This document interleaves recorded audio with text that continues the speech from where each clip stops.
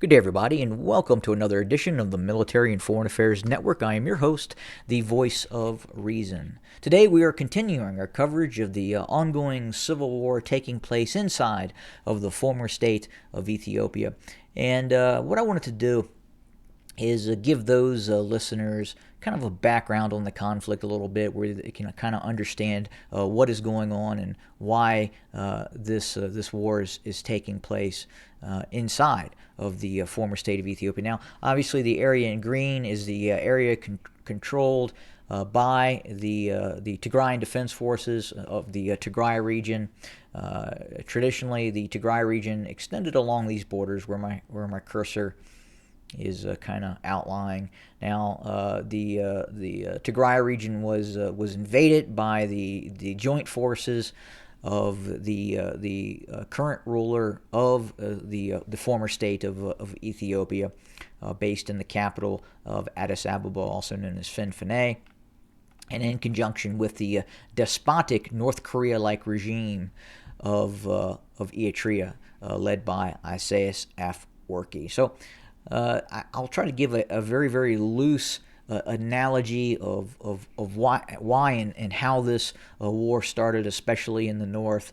So you have the Tigray region here now. Now, obviously, again, this is a very loose analogy. Envision Tigray as Montana.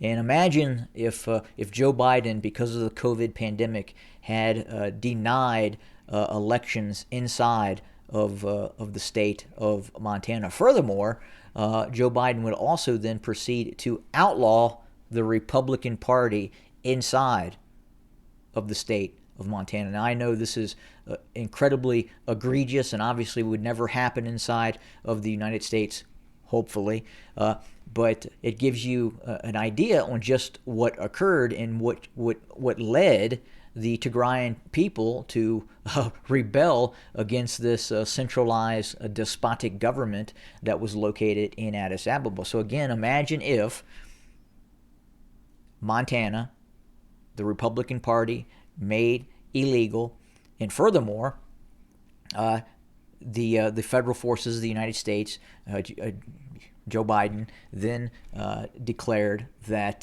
the governor seat would be vacated, and he would then be arrested, a duly elected governor, and that is basically, again, very, very loose analogy in terms of what has occurred in the Tigray region. Obviously, the Abiy Ahmed, the warlord in chief of the former state of Ethiopia, obviously had very, very heavy political rivalries with the TPLF, who controlled the Tigray region at the time, and that is why we have seen this alliance between the state of Ethiopia and the state of Eritrea, which is to the north, right up here to the Tigray region.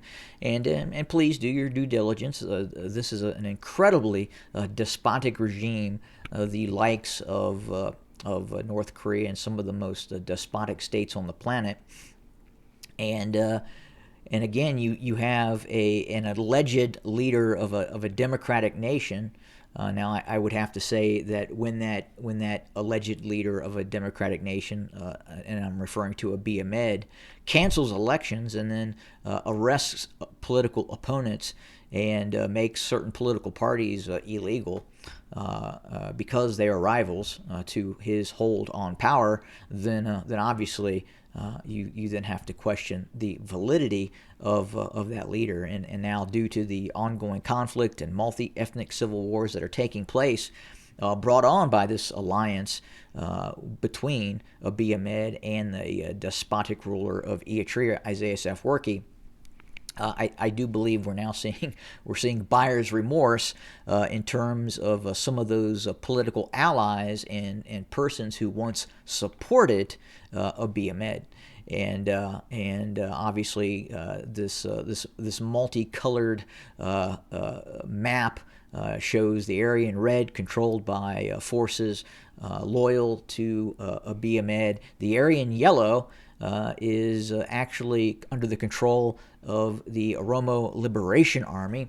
The Oromo people are actually the largest ethnic group in the former state of Ethiopia, but a lot of the power base that resides in the former state of Ethiopia is the next largest ethnic group, which are the Amharans to the north, and that's this province up here in the red as well. And they tend to be loyal to the centralized government based in Addis Ababa, led by, again, Abiy Ahmed, who formed this unholy alliance with Isaias Afwerki of Eritrea to then launch this invasion of the Tigray region. So where it stands right now is I refer to the Anaconda strategy. Basically, Abiy Ahmed with his ally Isaias Afwerki and Eritrea are now using food as a weapon, and they have besieged the country and cut off all food because they were militarily defeated by the Tigrayan Defense Forces in the Tigray region. And its last recourse is to simply to try and starve out the Tigray region.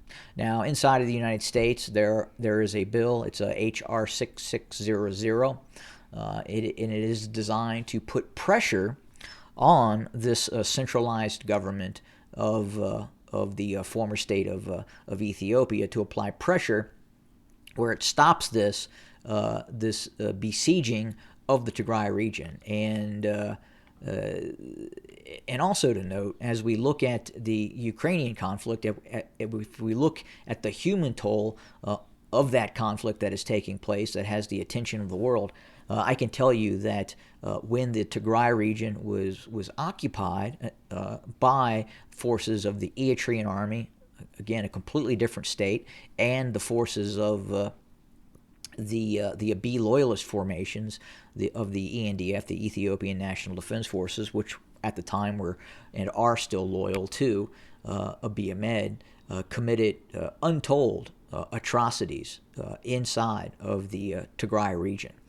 And they brutally attempted to take down the Tigray region, its leadership, hunted the leadership, but fortunately for the Tigray region, it was able to mobilize, had a very fairly well-trained, what we would call in the United States as a National Guard that was able to internally mobilize, and a lot of the members of the actual Ethiopian National Defense Forces were actually members of the Tigrayan Defense Forces.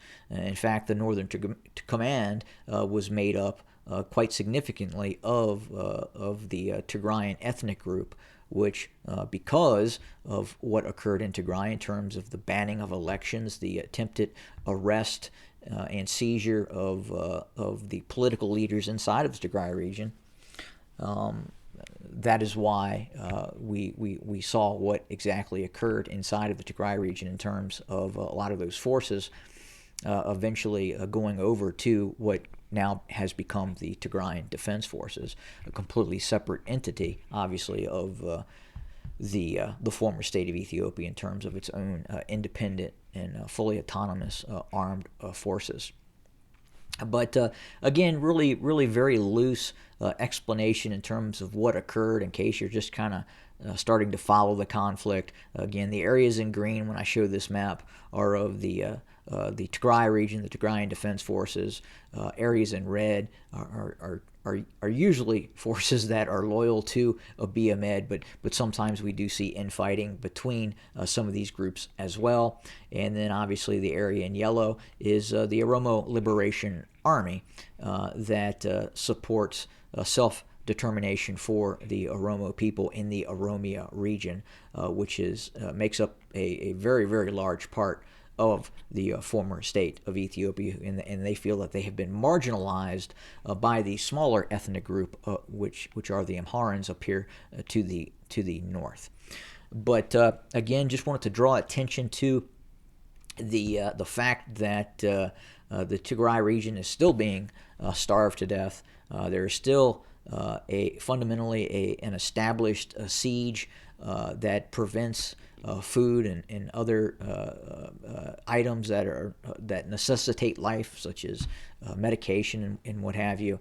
That is also being prevented from entering the Tigray region as well.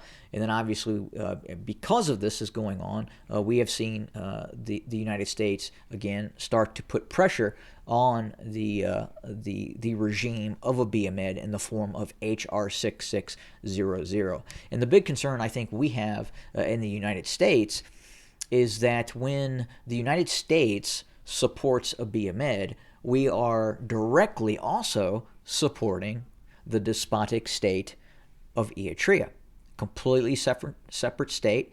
This guy, Isaias Afwerki, has been in control of the state to the north of the Tigray region and north of the former state of Ethiopia for for more than 30 years now. And there has been only one ruler of Eritrea, and that is Isaias Afwerki.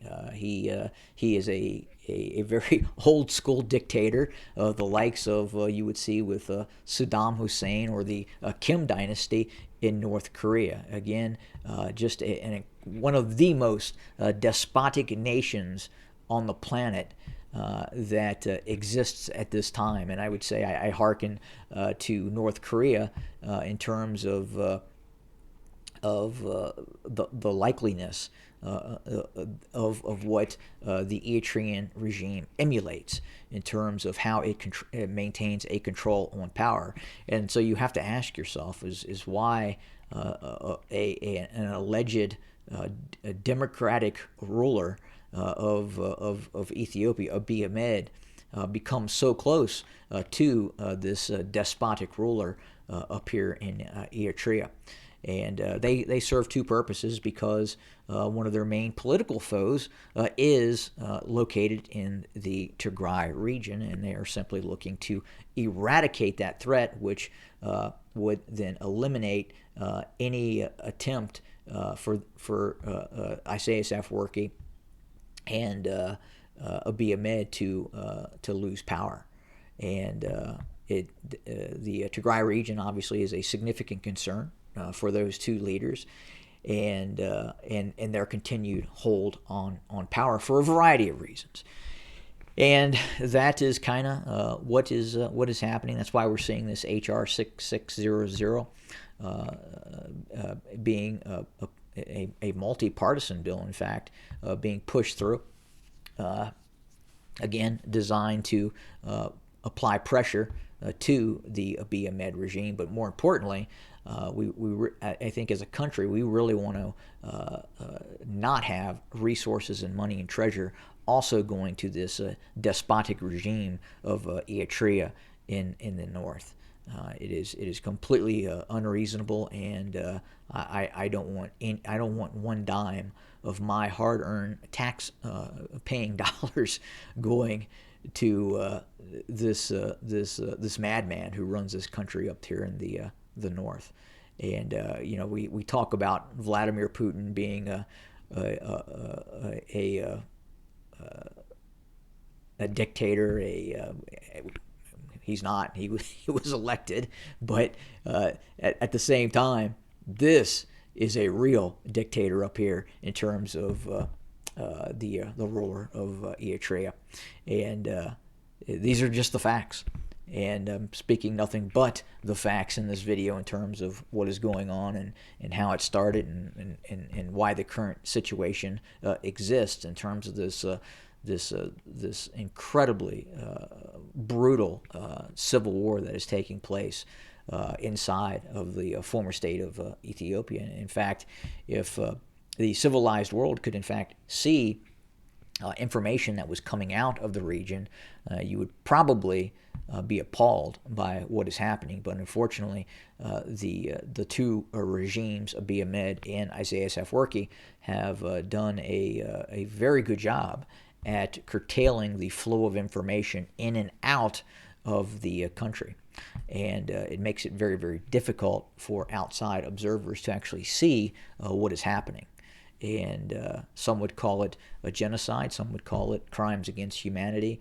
Call it what you will. It is what it is. And it is occurring and actively occurring, and will continue to occur unless some sort of resolution and or military resolution is in the offing for this area.